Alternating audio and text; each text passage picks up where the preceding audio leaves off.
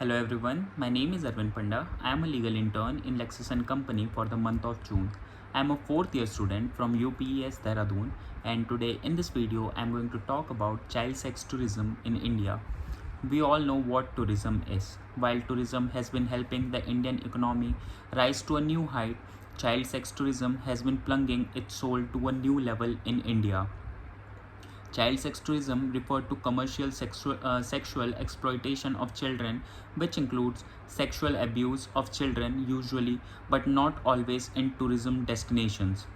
According to a report by National Human Rights Commission, India is fast becoming a hotspot for child sex tourism, with children being exploited in the name of pilgrimage, heritage, and coastal tourism. Maharashtra, Goa, Karnataka, Kerala, Tamil Nadu, Andhra Pradesh, West Bengal, and Orissa are some of the common hotspots for this immoral and illegal trade. This problem has only been further aggravated because of the silence of the community and unwillingness to address this issue. So, now let us see the factor leading to the growth of child sex tourism in India.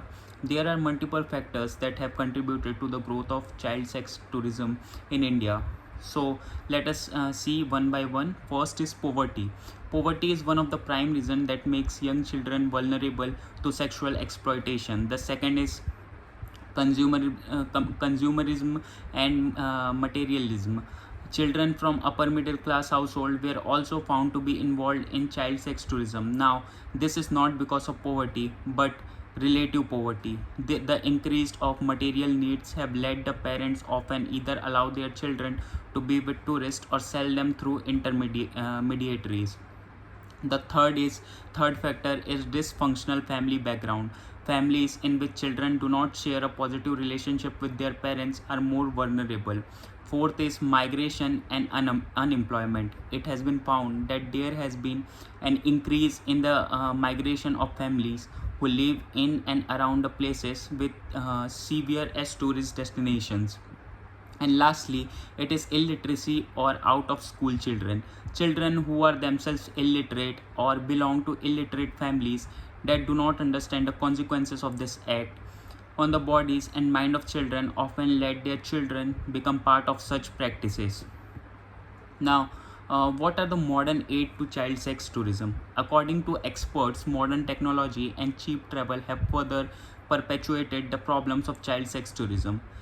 Technology has also paved to be a safe space to carry out such activities and share child pornography without being caught due to an anonymity it offers. Child sexual predators have found a way to reach young children through the internet and messaging applications, which give rise to romance tourism. Now, let us focus on law governing child sex exploiters. Although there is no uniform central act that regulates child sex tourism specifically, there are some acts that include provision that punish child sex offenders, such as Protection of Children from Sexual Offense Act of 2012, that is also known by its common name POSCO Act. The POSCO Act was established in the year 2012 to specifically deal with sexual offenses committed against the children. The second is Immoral Traffic Prevention Act. This act was formulated to suppress the immoral trafficking of women and children. The third is Indian Penal Code. The Indian Penal Code, in its section 375, which attempt to safeguard women and girls from forced sexual intercourse. And fourth is child sex tourism in Goa. Particular state have their particular laws regarding this. So Goa is one of them. Also, Kerala has its own law regarding child sex tourism, which say that this exploitation of children is shameful in the state of Kerala, which boost 100% illiteracy political awareness and step taken to empower women. So, the role of citizen and media in this context is the government of India, along with the civil society organization, citizen, and the media, are responsible to safeguard children from sexual abuse, particularly in areas where tourism is prominent and children are more vulnerable to be abused.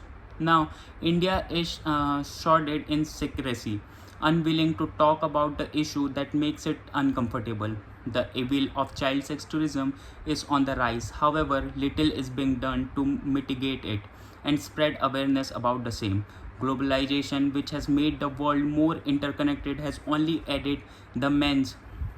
The economic benefit of tourism had led India states to include it in their development strategies, while conventionally ignoring the social cost of child sex tourism that come in it.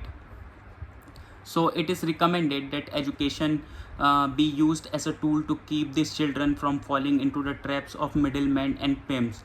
Children from young age should be made aware of such practices and their consequences. Also, there must be a particular law dedicated to child sex offenses, and there must be stricter punishment to the offenders. So that's all for today's video. Hope you like it.